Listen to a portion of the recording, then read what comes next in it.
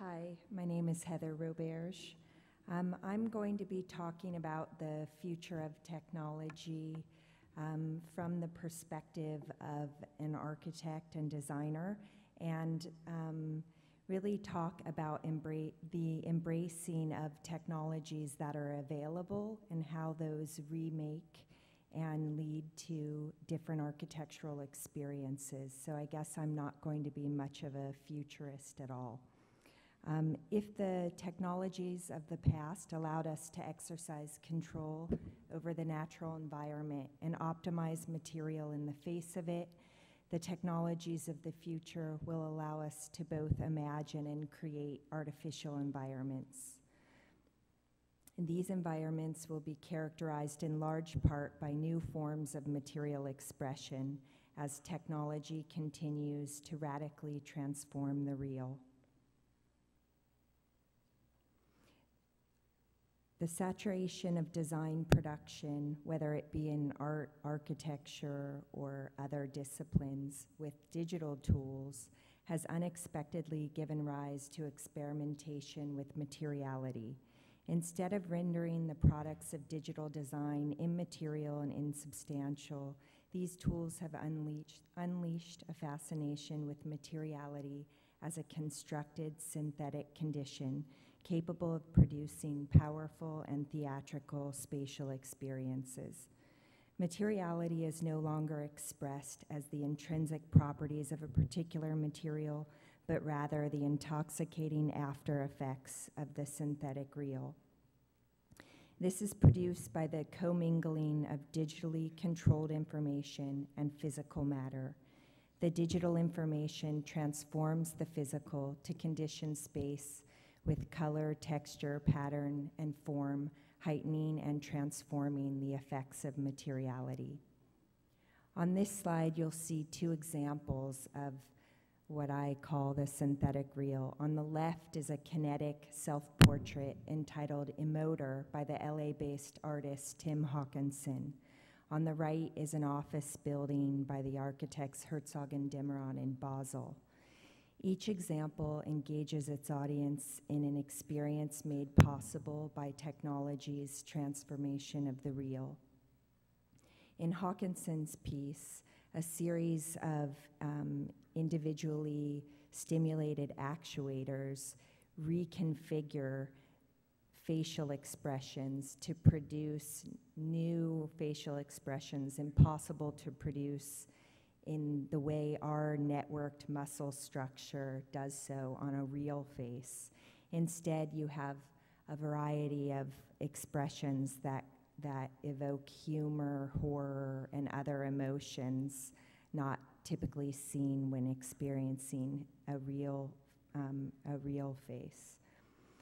On the right, the office building by Herzog and Demeron radically represents the building context of Basel with a simple technical device of fastening a series of glass panels to an otherwise obedient massing diagram for the office building. And as a result, the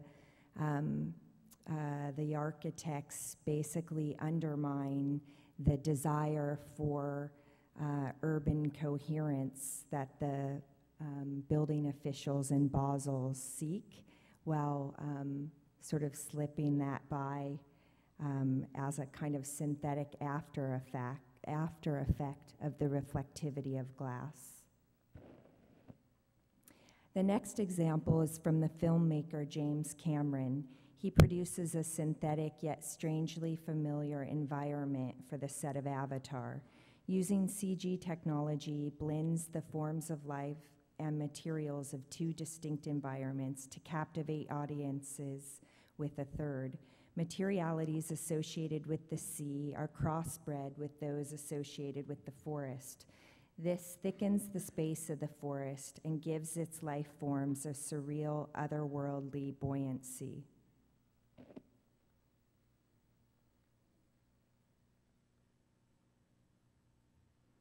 The remaining examples I'll show are particular to architecture and introduce this idea of the mingling of the synthetic and the real in two ways. One, as the synthetic effects of real materials, and two, as the real effects of digital materials. Each of these examples are made possible by shifts in the relationship of design tools to manufacturing tools. Digital design documents output data to 2- and 3-dimensional printers, routers, lasers, knitting machines, and presses, shrinking the gap between design, manufacture, image, and experience.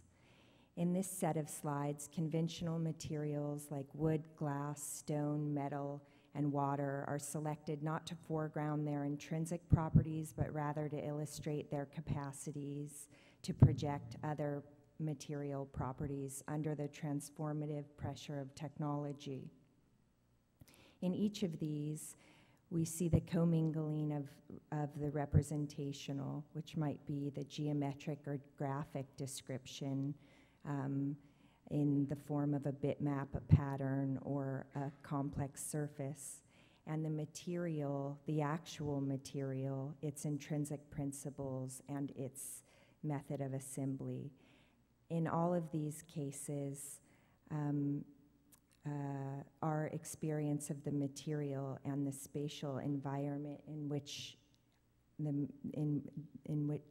material produces is transformed. So in the first slide, wood drapes like fabric. Here, glass assemblies thicken but somehow remain diaphanous. Here, stone and masonry is rendered painterly and graphic. Here, metal liquefies and moves, and water is atomized and glows. This is kind of the subject of some design research in my teaching, where properties like color, pattern, line work, shape, and texture mingled to shift the effects of these real materials.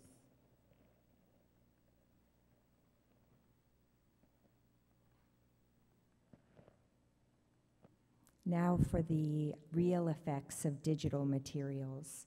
As digital description becomes increasingly informed by sensibility rather than differences in tools, geometry is distributed in different ways, leading to different qualities.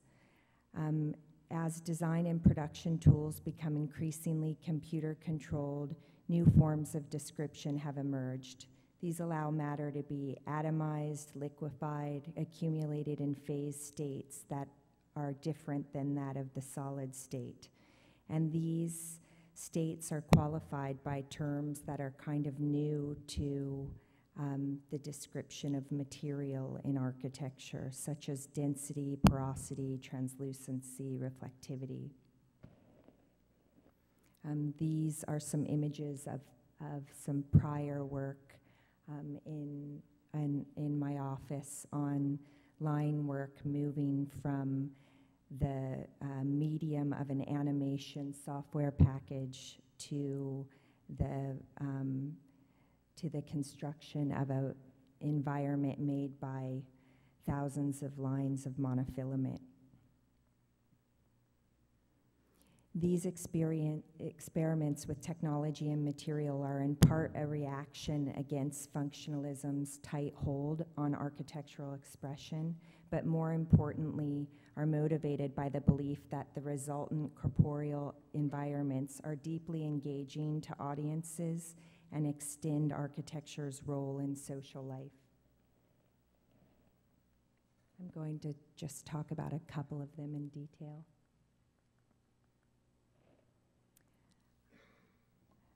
This is a recent project from my office called the Succulent House, which addresses technology in both synthetic ways as well as in pragmatic ways by addressing the global issue of fresh water quality and supply as but one possible force to drive design ingenuity and improve environmental performance. This approach allowed us to speculate on the heart of the matter for us, which was the organizational, spatial, and atmospheric potential of water collection on the American house. We believe growing environmentalism should be met with design ingenuity rather than with product or equipment specification, thus expanding the potential of our discipline rather than abandoning it.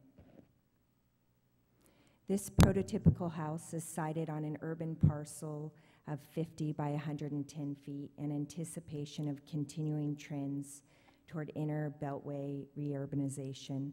Organizationally, the roof area is maximized for water collection, storage, and distribution. 2 inverted roof planes direct rainwater to storage cores around which program is distributed. Our program argues that performance is not measured by quantitative methods alone. In fact, we draw on rainwater harvesting in large part because of its impact on the spaces we propose.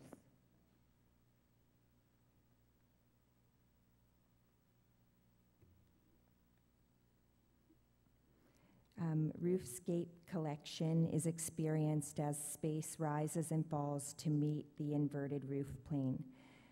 The collected water is stored in bladders that respond to changes in rainfall. Like its namesake plant, the bladders exhibit succulence in times of increased water supply. In times of low supply, the bladders are loose and drapery-like. The house thus alters the form and atmosphere of the house by integrating rainwater cycles into the rhythms of everyday domestic life.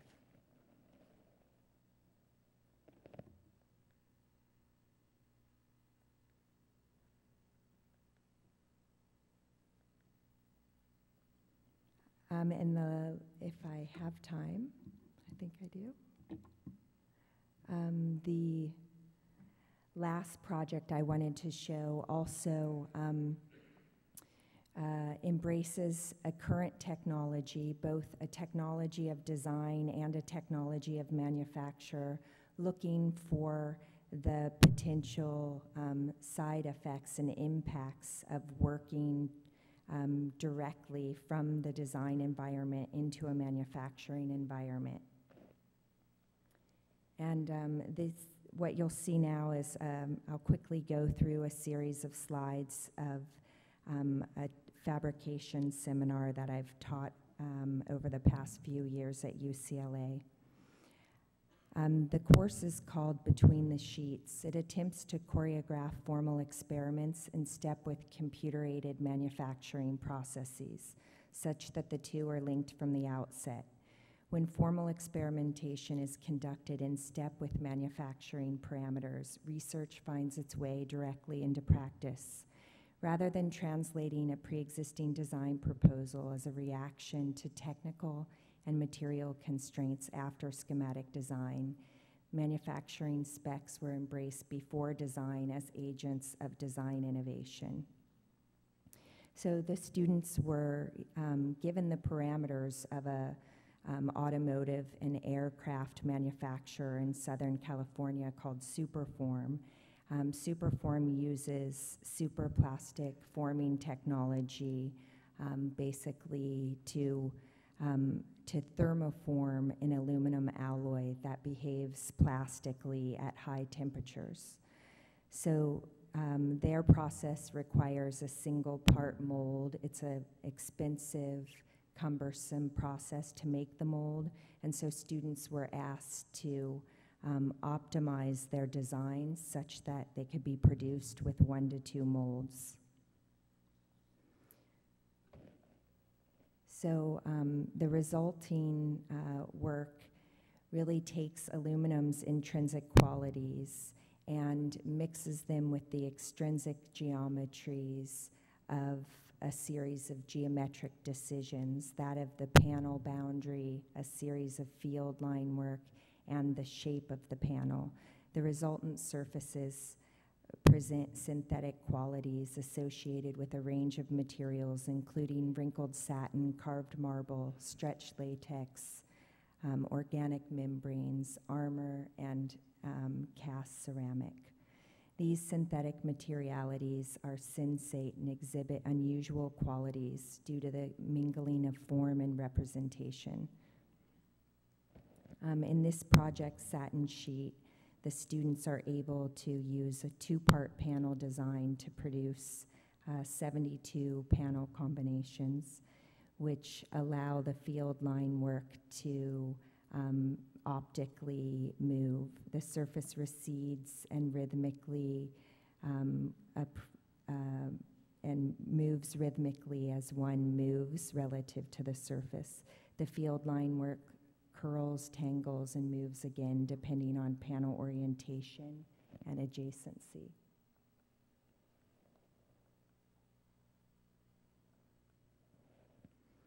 I'm going to skip this one.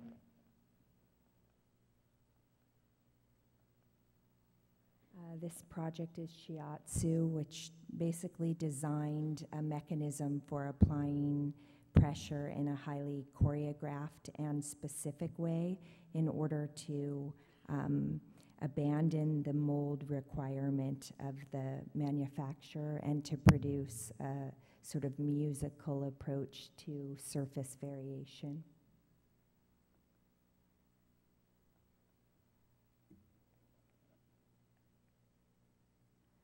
Point Blank uses a combination of old and new technologies, stamping and thermoforming in order to produce a kind of organic exfoliation of texture across a surface.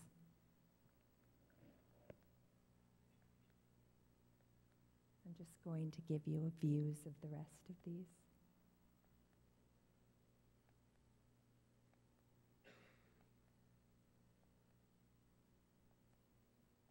In each of the projects, the manufacturing technology and the design approach allowed a kind of novel surface description, which was still able to manage the kinds of constraints of manufacturing. So it's a way of marrying material assembly and digital design and digital fabrication such that we can produce effective environments today rather than speculating on what they might be in the future.